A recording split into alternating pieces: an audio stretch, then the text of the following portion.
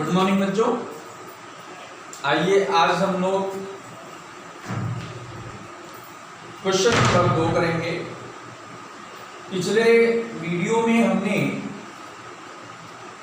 अभ्यास 1.1 का पहला पार्ट किया था, पहला क्वेश्चन किया था, जो चैप्टर 1 का पहली एक्सरसाइज का पहला क्वेश्चन है, संबंध और फलन से रिलेटेड है। और ये जो एक्सरसाइज हम कर रहे हैं वो श्री बालाजी पब्लिकेशंस, जिसके लेखक डॉक्टर सुधीर कुमार पुंडीर हैं, इस पुस्तक से हम लोग क्वेश्चन को कर रहे हैं। ठीक है, तो पहला प्रश्न हमने अच्छी तरीके से कल डिस्कस किया था। आज दूसरा क्वेश्चन हम देखते हैं क्या है।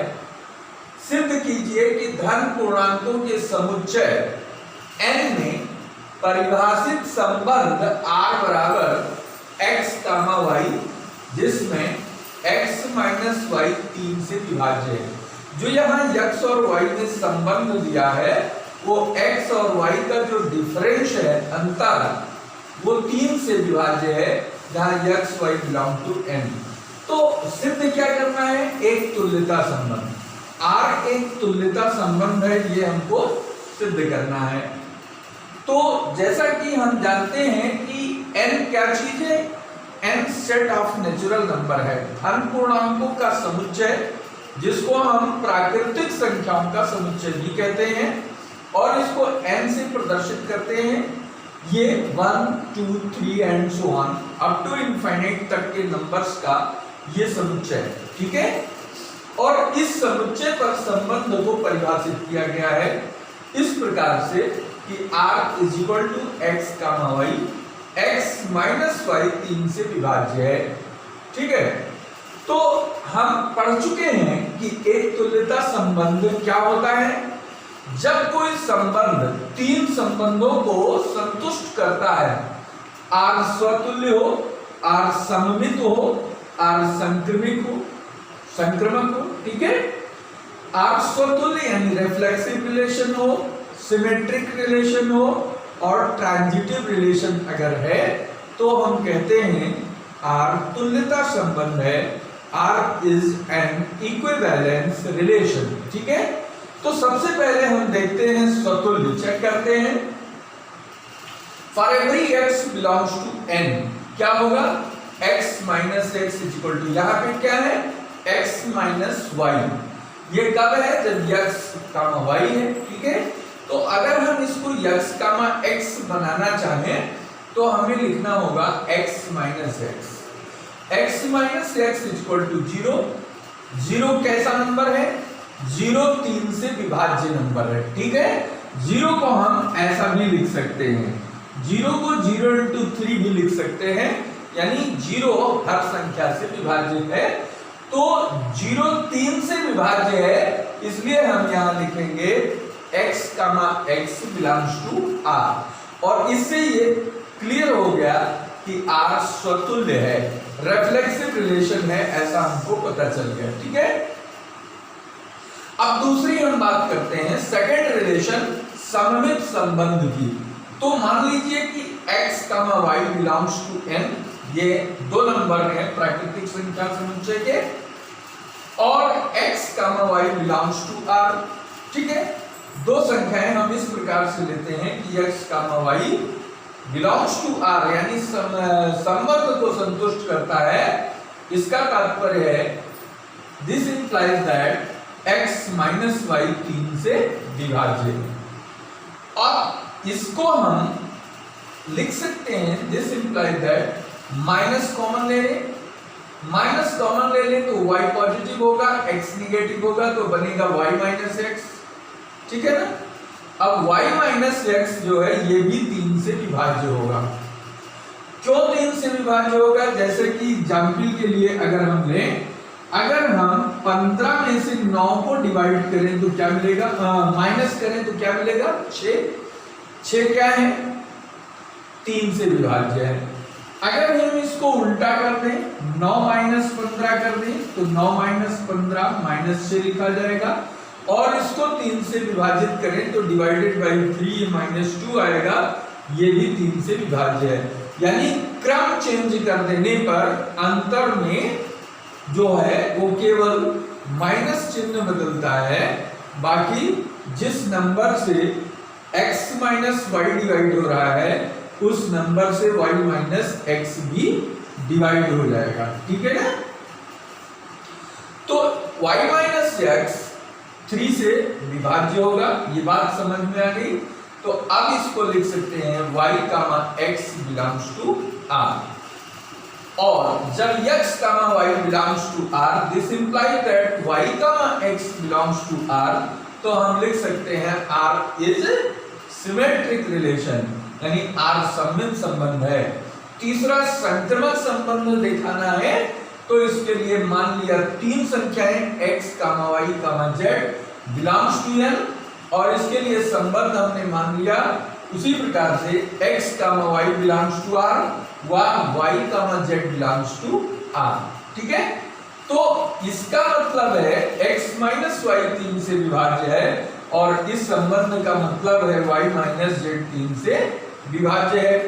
तो जब ये दोनों संख्याएं 3 से विभाज्य हैं अलग अलग, तो हम इनको जोड़ने से क्या मिलेगा, y y कैंसिल हो जाएगा, और दो ऐसी संख्याएं जो 3 से विभाज्य हैं अगर इनको ऐड कर दें, जोड़ दें, तो योगफल भी 3 से विभाज्य होगा, ऐसा हम जानते हैं। ठीक है?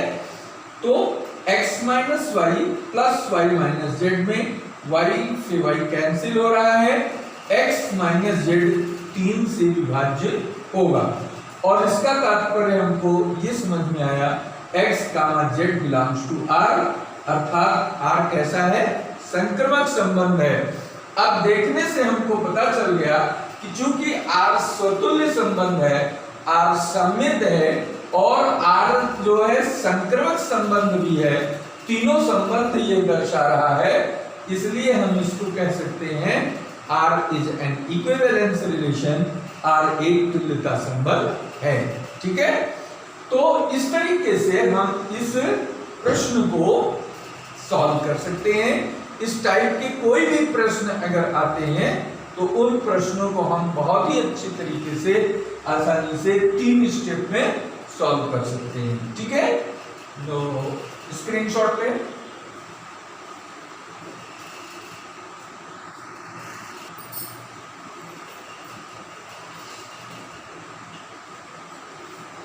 अगला क्वेश्चन 3, इसमें भी हमें संबंध सिद्ध करना है, एक तुल्यता संबंध। ठीक है?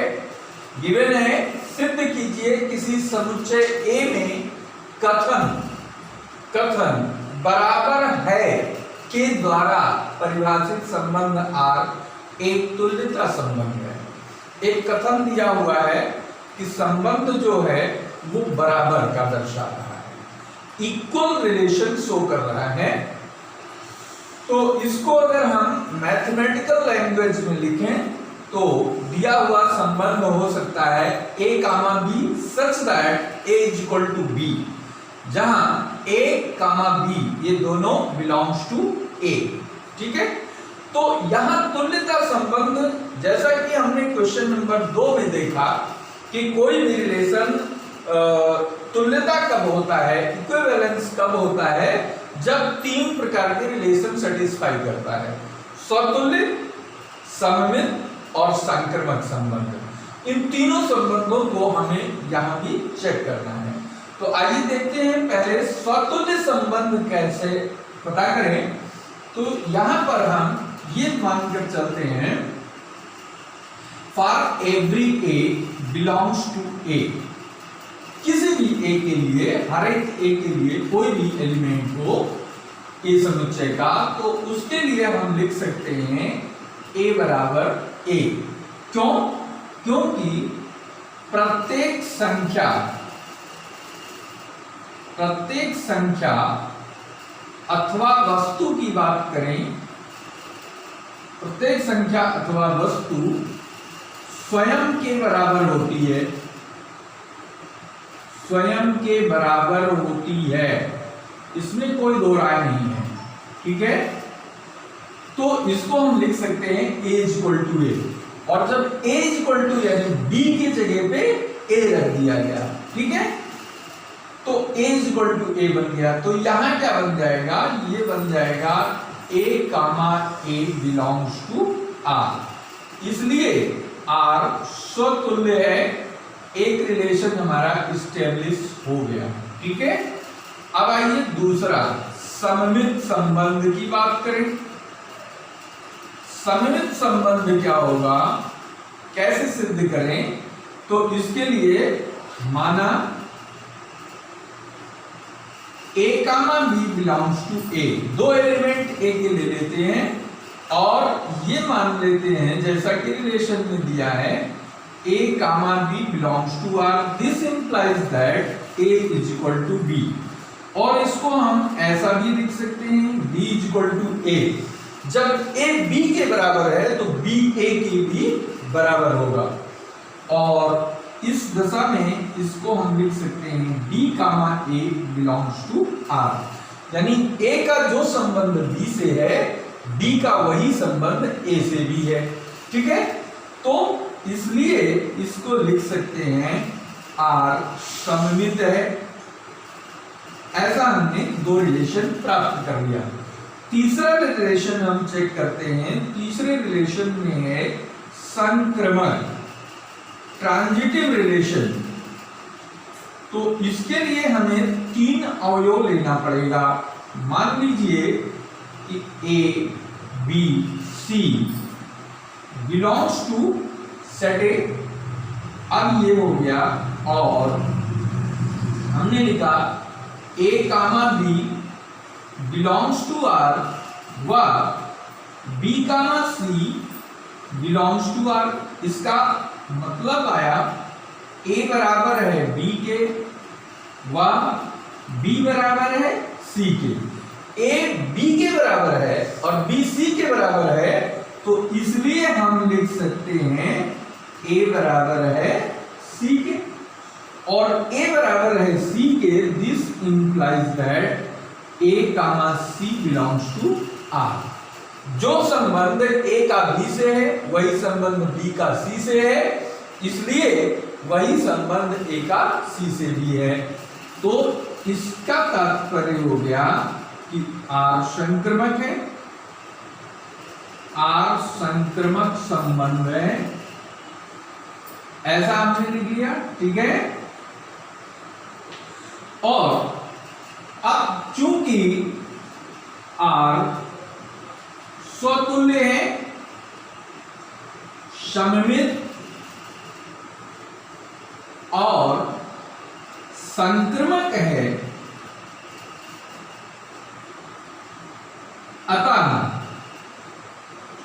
अतः हम लिख सकते हैं r तुल्यता संबंध है। r तुल्यता संबंध है, यही हमको सिद्ध करना था। इस प्रकार ये क्वेश्चन भी सिद्ध हो गया, ठीक है। तो बच्चों, मैंने दोनों प्रश्न आपको हमने पूरा प्रयास किया कि आपको अच्छी तरीके से समझ में आ जाए, और मुझे पूरी उम्मीद है कि आपको ये दोनों प्रश्न बहुत अच्छे से समझ में आ गए होंगे, ठीक है। तो ये वीडियो अगर आपको अच्छा लगता है, अच्छा लगा, तो आप लाइक करिए, अपने फ्रेंड सर्कल को शेयर करिए, और जिन लोगों ने अभी तक इस चैनल को सब्सक्राइब नहीं किया है और ये वीडियो देख रहे हैं, तो वे इस चैनल को सब्सक्राइब कर लें, बेल आइकन दबा दें, जिससे आने वाले हर नए वीडियो उनको प्राप्त हो सके, उनका नोटिफिकेशन उनको मिल सके। तो इस प्रकार से ये बेनिफिट आपको बराबर मिलता रहे। ठीक इसी के साथ हम इस वीडियो को यहाँ पर कंप्लीट करते हैं, और उम्मीद करते हैं कि आप अपने घरों में स्वस्थ और सुरक्षित रहते हुए अपने परिवार का भी ध्यान रखेंगे, पढ़ाई का पूरा ध्यान रखेंगे, अपने समय को कंप्लीट रूप से यूटिलाइज करते रहेंगे, क्योंकि समय बहुत मूल्यवान है। गया हुआ समय फिर आपको नहीं मिलने वाला है। यद्यपि ये लॉकडाउन का समय है, लॉकडाउन के समय में विद्यालय बंद है, डायरेक्ट अप्रोच टीचर का आपसे नहीं हो पा रहा है, लेकिन फिर भी यथासंभव जो भी प्रयास संभव हो सकता है वो आपके लिए किया जा रहा है, आप उसका लाभ उठाइए। फिर जब वक्त आएगा फेस टू फेस मिलने का, जब वक्त आएगा ऑफलाइन क्लास चलने का, तो हम लोग मिल करके बहुत अच्छे से जो है बचे हुए कोर्स को पूरा करेंगे। आप अपनी पढ़ाई करते रहिए। ठीक है, थैंक यू वेरी मच।